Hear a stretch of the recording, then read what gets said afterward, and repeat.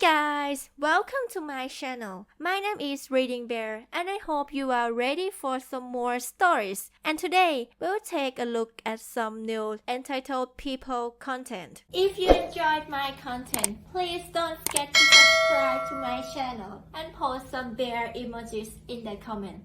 And now, let's dive right into the stories. The first story is titled, "Neighbor Constantly Spied on Me. I bought dozens of mature palm trees to block his view." Do you know how there's memes going around about Karens on the internet? How are they entitled and rude and think they are doing themselves or others around them some sort of favor? Well, let me tell you, living right next to one is absolute hell. The story starts like this. I am 43 years old, and I had just bought a new house with my wife and 2 kids. Both of my sons are in their teenage years, and while we all know how fun that can be, they were pretty well behaved. We purchased the home in a quiet neighborhood. It was one of those neighborhoods that screamed American dream, white picket fence, but the neighbors seemed friendly, and the home was spacious for a good price. We did not move in right away after buying the home, as we wanted to make some renovations and whatnot before we moved in. It only took about 2 months, as we were pretty set on what we wanted and knew how we wanted it to look. During these 2 months, we visited the house about twice a week to check up on progress. I guess I should have picked up the red flags right then and there, when the next door neighbor came over one day while we were visiting and introduced herself to us. She introduced herself as Martha, and immediately began telling us about the old lady that lived here before us, who sadly passed away. She said that we better make sure we take care of the house because the old lady loved this house dearly, and it was one of her biggest pride and joys. At first, I just thought that she was concerned about the house, which I guess could be weird. But it also could mean she admired the elderly lady and wanted to make sure the house was kept up in her honor. I am not really sure, but either way, I myself would not feel comfortable telling a stranger they better take care of their house, regardless of the circumstances. The second incident happened after we moved in. We had painted the outside of the house a deep brown color but had left other accents such as the white window frames the same. Martha came over 2 days after we moved in and asked us if we had planned on getting rid of any of the garden beds or rose bushes out front. I said that no, we did not, but we might add a few palm trees and remodel the backyard. Martha was quick to let us know that the previous owner loved her rose bushes, and the flowers in the backyard, and it would be a shame if we ever got rid of them. I was honestly a little uncomfortable, mainly because I did not know what to say. Well, flash forward to a couple of weeks later, I noticed that Martha had installed security cameras on her house. This normally would not be my business, as I do not care what people do with their homes. However, I noticed that 2 cameras were specifically pointing towards my house. This was very strange, and I did not feel comfortable with it at all. When Martha was outside one day, I had asked her about the 2 security cameras on the side of her house, that were pointing towards mine. The girl had straight up told me that she wanted to make sure we were taking care of the house. Also, she had noted that we had 2 teenage boys, and that she knew how rowdy teenagers could be. She did not want my boys disrespecting the house. First of all, you have to be pretty ballsy to admit with no shame you set up security camera as to spy on your neighbors. Secondly, did she not have anything better to do than to monitor/spy on us all day? We had not done anything to give anyone the impression that we were not going to take care of the house, or that we were bad neighbors. So even though she mentioned the elderly lady that lived there before, I was not sure where she was really coming from. And with all due respect, I was starting to think that Martha was not all there. I had let her know that we were not comfortable with the cameras facing our house, because it was not a good feeling knowing someone could be watching you any second. She had said that she would take them down after a couple of months after we proved we could take care of the house.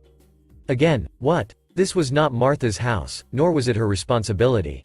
The situation just kept getting weirder and weirder.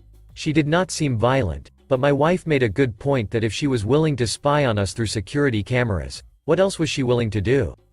We purchased a set of security cameras and a matching alarm system, but we knew that was not enough. We had to do something to create a sense of privacy, which we had the right to in our own home. So, I purchased $80,000 worth of full-grown trees to have planted along the fence line, so that her security cameras would be blocked by them. Yes, $80,000. I do not like to boast, but in cases like this, having money was nice. I could have saved a lot of money by just buying baby palm trees, but I did not want to wait for them to grow. By then, the cameras could have been gone. So, I put 20 mature palm trees, and had landscapers create a fence out of them along the edges of my fence. This worked out perfectly, because Martha was absolutely pissed. We did end up reporting the whole situation to the police. They said that there was not much they could do, because Martha's cameras also captured a large portion of her yard as well, so to anyone looking the footage, they would just assume Martha was monitoring her property. But regardless, the palm trees pissed Martha off. And well, that made me happy. The next story is titled, HOA Won't Let Us Paint Our House Any Color. As background, we live in a $12 a month HOA, that's not a typo. When we moved in 5 years ago, we were told the board was totally chill and not to worry about it. This was true for 4 years. I was even on the board for a couple of months, but last year the board was taken over by the crazies in our neighborhood and they hired a new management company who immediately began harassing the living hell out of everyone. Fast forward to now. We recently asked the ARC committee for approval to paint our house a similar but lighter color than it currently is. They said we had to paint a sample of the new color on our home in a 2x2 square visible from the street for their review. This is a new requirement. When I was on the board, the ARC had always approved colors based on paint chips. The CC&Rs just require the use of a muted earth-related color. We refused because we didn't know when the painter could complete the project and we didn't want a colored patch on our home all summer, or longer, especially because we might decide to sell later this year. But we instead painted a large board and placed it in front of our house. The HOA denied our paint request, claiming our color was not an earth-related tone as required by the CC&Rs. This is BS, but whatever, opinions can differ. We didn't care that much about the color, so rather than fight it we said fine. There is a house down the street that had its paint color approved in 2019 and is similar to what we picked, we'll use that color instead. We even got the exact paint color from that neighbor and submitted it with our request. The ARC again denied our request, saying we had to paint this new proposed color on our house before it would be considered. I told them no, I wasn't going to do that and that they could see a house-sized sample of the color we proposed by driving a half block past our home and looking to their left. They again refused our request. So, we said, look, we don't care about the color, just tell us an approved color, any approved color, and we'll paint our home that color.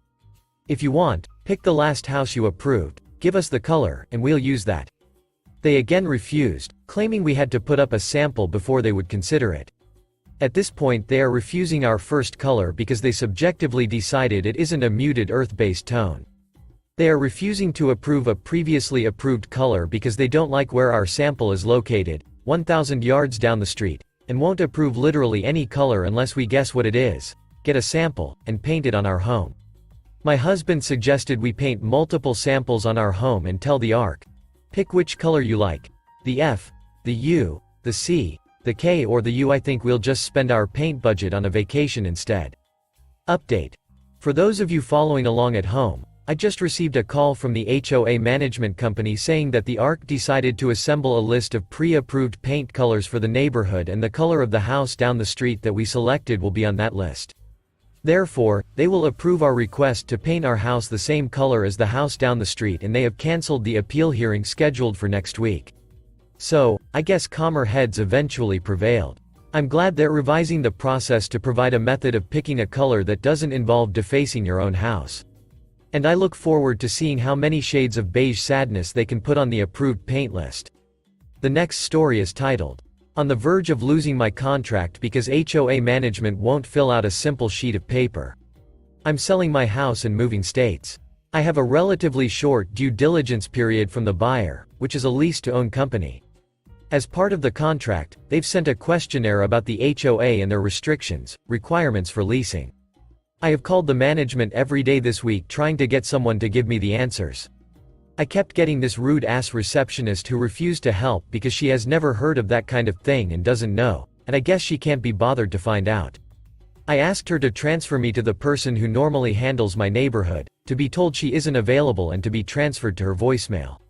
Finally, after several days in a row of calling, dealing with a rude witch, then receiving zero follow-up, I scanned and emailed the documents to the person that handles my neighborhood. I said in the email and yet another voicemail that I need this filled out and returned as soon as possible, because I have a short due diligence period. I finally got my calls returned yesterday, and the lady told me she needed to charge me $250 just to fill out a simple questionnaire because that kind of thing is normally for condos. Ducking what? I told her whatever, just fill this out and send it to me with an invoice by Friday. It's Friday and I haven't heard shit back yet. I am going to be goddamn pissed if I lose a cash contract on my home because the HOA management can't do their job. Edit. I just called back and politely asked my neighborhood representative what the progress was on the form. This a-hole yelled at me for expecting it to be filled out by Friday after only asking about it Wednesday and bitched about not having time and how I haven't paid yet. I told her I've been trying to get in touch with her about this since Monday and she's made no attempt to return my calls, nor did she respond to my question about how she wanted me to pay her. So, my realtor is going to go by there and speak with her in person. Update. I told my realtor what is happening, and he contacted the buyer's agent to let them know what the holdup was. The buyer had been asking for updates daily. The buyer's agent tried to call HOA management, and the lady hung up on him. This prompted my realtor to send the form to her manager, and I believe the manager completed the form sometime over the weekend. It's interesting though because he told me the manager's name and I believe that was the same person who initially refused to answer my questions. But it's done now. The next story is titled, I Asked Politely. Lived in a house where the detached garage had been turned into an apartment. It was at the end of the driveway, slightly behind our house. One of the people who lived there was a complete jerk. Even ran a car repair business out of the apartment, illegal for so many reasons. His customers would park on our front lawn, in front of the house, facing the wrong way, play music loud enough to rattle our windows. I let our landlord know, but every time he came over the visitors would scatter. The best was when entitled car guy decided he was going to paint an entire car using spray paint. Me. Hi, could I ask you to not use spray paint or smoke under our windows please? Maybe turn down the bass? Entitled car guy.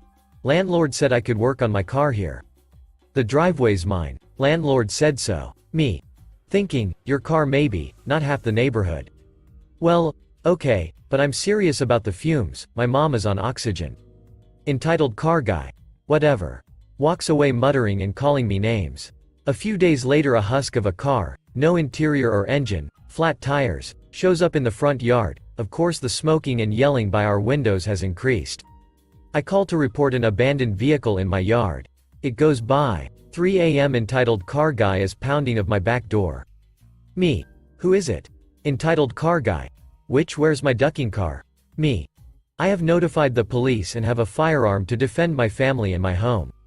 Leave. Before anyone calls BS, my oldest brother trained me to use firearms and what to say. Nothing more the rest of the night. Next day, our storm door is broken, our front hose cut, and several plants have used motor oil in them. I call landlord again. This time landlord has had enough. Tells entitled car guy to get out, month to month. Can hear this through the windows. Entitled car guy. You gonna believe that witch? Landlord. I believe the tenants who have lived here 10 years with zero problems. Entitled car guy. She pulled a gun on me. Landlord. You have 30 days. Landlord knock on door. Did you pull a gun? Me. Nope, just said I had one. Entitled car guy has a month as required by law, gone by the end of the week. The next story is titled, Telling the Wah to Eat Ass. I literally found this sub 2 seconds ago by accident and just knew there'd someone who appreciated this story. This happened about 3 years ago. I was living with my dad before moving out. This is in Central Texas, a little north of Austin on a county road. My family had lived there for almost 30 years long before any thought of a neighborhood even existed. We have our 2 gate posts painted purple, which means keep out, for anyone who doesn't know. And we kept the gate dummy locked to avoid unwanted guests. The most recent neighborhood at that time had a rather strict HOA that luckily up until that point we had the pleasure of never dealing with as we lived 2 miles down the road from the back entrance to said neighborhood. One day on my day off while my dad was at work, I heard a knock at the door and looked through the peephole to see a woman in her mid-40s dressed like a businesswoman. I assumed it was someone offering to buy the property as we live on 20 acres. I opened the door and she said, I'm blah blah blah with the neighborhood, HOA. I just wanted to speak to the property owner about the purple posts. It doesn't really match the aesthetic of the neighborhood. I was ducking lost. I started to talk and then was left speechless, and this witch says, can you speak? in the most cunty tone I'd ever heard. And I said, "Lady, purple posts mean keep out and that gate was dummy locked. I don't know how long you've been in Texas, but your actions in the past 5 minutes would have counted as a signed death wish to a lot of people on this county road, including my dad. We're not a part of your stupid ass HOA, we live 2 ducking miles down the road from it, and if we want to spray paint our trees red and grass blue, we can. So, turn around, close the gate behind you and duck off." She started to talk, so I slammed the door in her face and watched her leave from the window. Few months later, a friend of mine moved into that neighborhood and told me that my dad and his property is regularly posted on their Facebook page as unfriendly and dangerous. Anyways, I hope someone gets a laugh, and I'm so glad I found this sub. The last story is entitled Former Landlord / Homeowner. So, this is going to be more of rant than anything because this was told to me by my dad. For some background, we just bought a nice house that we are now living in. But before that we were renting a decent house for about 5 years. Now the house had its problems, mostly plumbing. The owners were not very willing to keep their end of the renter's agreement. In my state, anything that's considered wear and tear to a house falls under the owner's responsibility to fix. And household appliances such as a broken washer machine falls under owner's responsibility. The thing that got us to leave. As I said, washer machine broke and wasn't working properly, so my dad texted the owner basically saying washer isn't working. If you're not going to have it fixed, then it will be placed in the garage until we can buy our own. This was the final straw for the owners because a few months prior to this, our bathroom toilet pipes were blocked, and anyways, people came in and had to do something that caused a hole in the garage, and owners tried to stick that on us when the water pipes were faulty to begin with. So, the owners replied to my dad basically saying that they just decided to sell the house. So, they worked with my dad, and we were on a month-to-month lease, but we were then given a 30-day notice. I honestly think that if it wasn't for the fact that I'm physically disabled and on oxygen, they would have thrown us on the street. After the 30 days notice, we secured our new house and moved in within 3 days. Well, the thing is that my dad asked for a few extra days to make sure everything was clean and inquired about a walkthrough to see what all our damage was and what wasn't. That never happened. No walkthrough, and nothing heard from them until a few days ago. They are wanting my dad to pay for all the dings and dents that are basic wear and tear. Yes, there's a broken door that we paid for to be fixed, but anything else that's just house being worn is natural cause from people living in it. My dad has pointed out many things that needed to be fixed in the house to the owners, and they practically told him that it's not their problem. Our roof was leaking, and my dad had to force their hand to get people to come fixes it. I highly doubt that they will take this to court, and if they do, then joke on them. My dad has text messages, emails and pictures to back him up.